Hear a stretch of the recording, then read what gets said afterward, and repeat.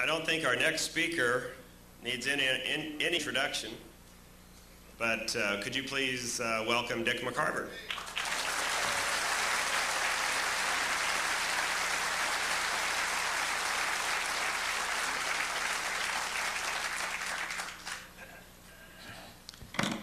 Thank you. Welcome to Hawaii.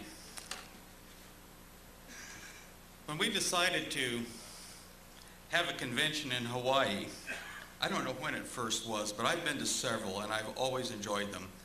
But I have never seen a crowd like this. I've never seen one as colorful as this.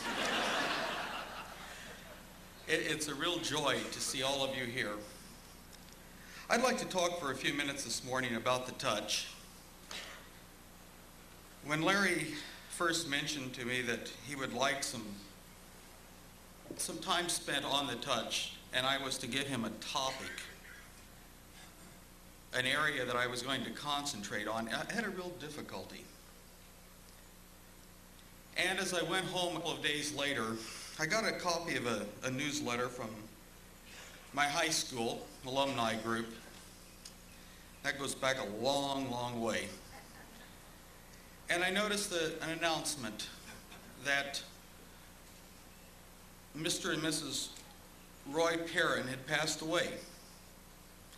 And it really hit me.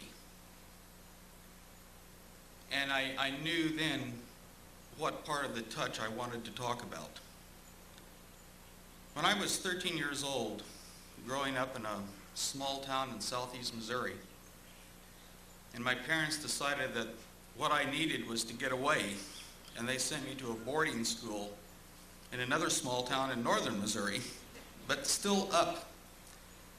I met Roy and Fern Perrin, he was the principal of our school.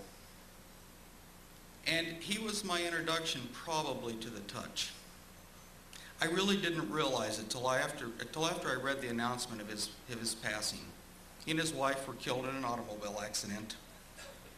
And it's taken me 30-some years to realize that his brand of the touch was an extra special kind.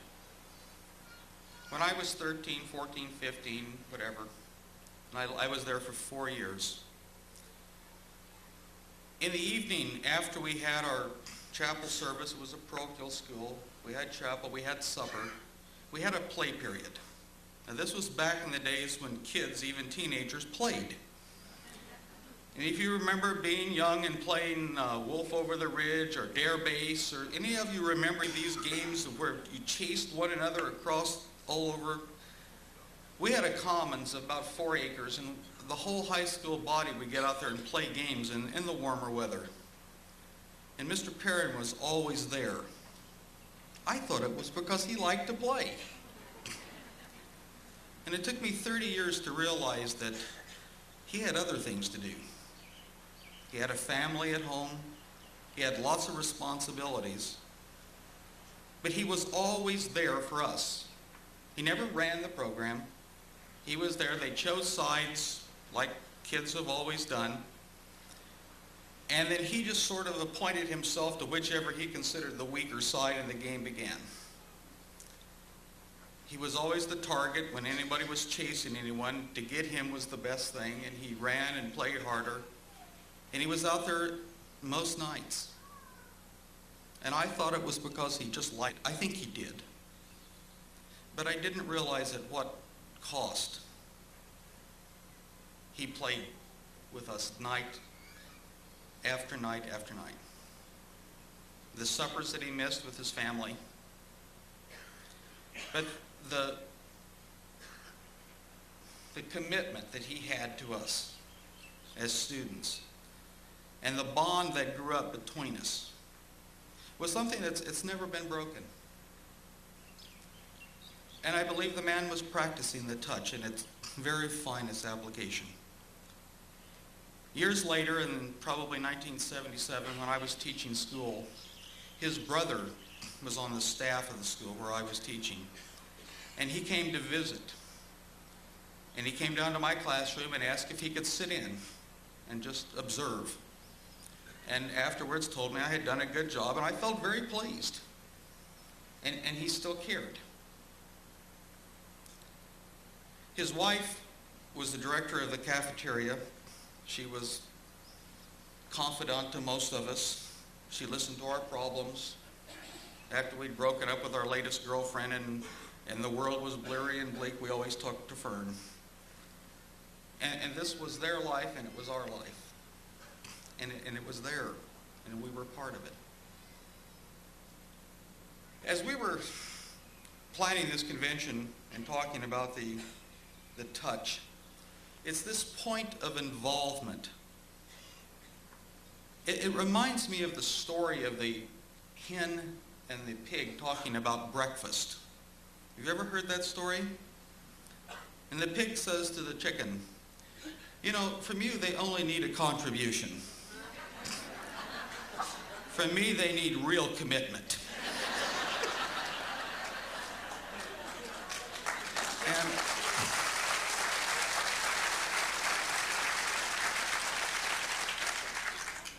And our managers give that kind of commitment. It's easy to pass someone in the hallway and say, hi, how are you? Have a nice day.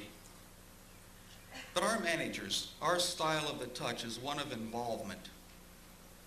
And I can remember many times when I've been in buildings over the years and certain situations where we had managers that left quickly because of I remember one situation, a death in a family, and the co's were on vacation, and I ended up in the facility. And we were trying to get activities together, and I went out and rented some movies and put up an announcement that we would be playing a movie on the television, on the VCR, and everybody was invited down, and I got, big zeros. Next time I tried it, I said, we're going to have movie and popcorn. It was a little better. The next night I got on the microphone, I said, I'm down here watching a movie by myself with popcorn and I'm lonesome. And I got a whole room full.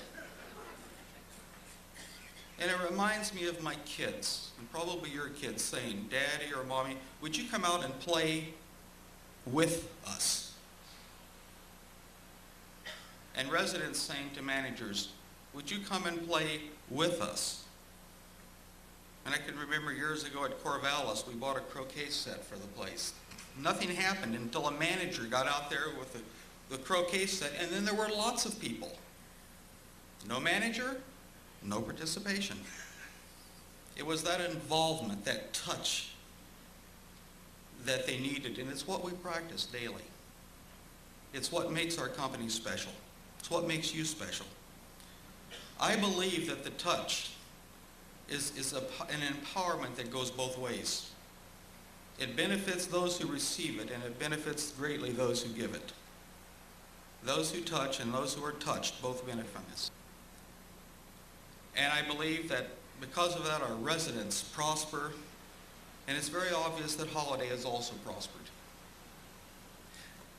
When did the touch begin in this company? Well, we talked about it and probably gave it a name 4 or 5 years ago. We sent out the copies of the movie, The Doctor. We paid our managers to go see The Doctor. How many of you went and saw that movie?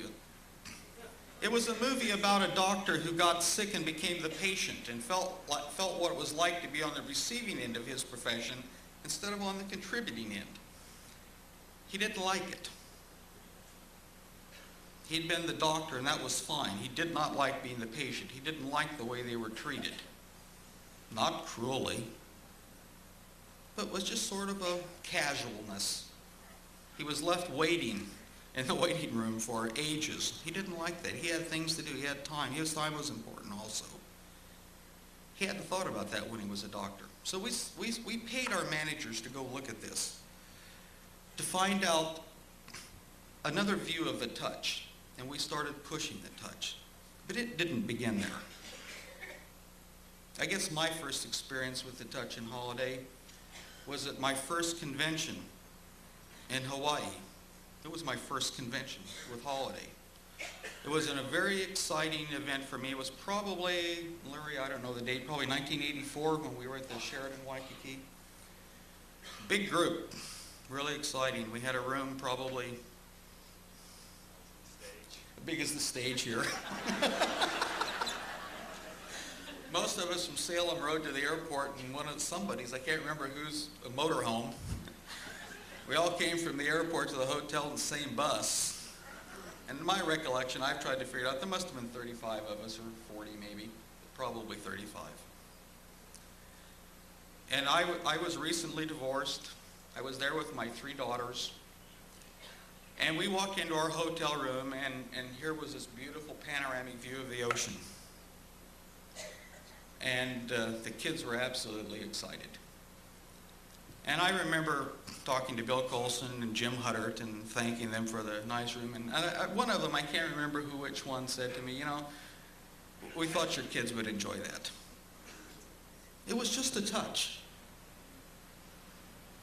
It was just a little touch to make things better. And it did. And I can't remember a time that we haven't had the touch around this company. I hope all of you appreciate it. I hope you've enjoyed it. I hope you realize that this convention is a touch. It's a touch of class. But I believe the best for the best is a real special thing for you, each of you. You've done it, you've earned it, but it is a touch. And our residents, they appreciate your touch. I didn't bring the letter. Larry brought his letters. I didn't bring mine, but I got a Valentine card from one of the residents. And it was the nicest thing. Just thanking us for being there for her. And these are not uncommon. But touch, the involvement kind of touch, is something that I would like to encourage for each of you. It does take a commitment. It's not like the egg at breakfast. It's more like the bacon. You have to put yourself into it. And I don't believe that Mr. Perrin always felt like running around that field being chased by a bunch of teenagers. And when they tagged him, most of us got tagged on the back. They seemed to like to knock him down when they did it. And when he played touch football with us, he never got touched. He seemed to get tackled. And he was a nice guy. He was a stern disciplinarian. He was a sharp dresser. And he was unrelenting in his desire for excellence in the school. And he was a very, very special man. I'll always remember him. But more than that, I'll remember the touch.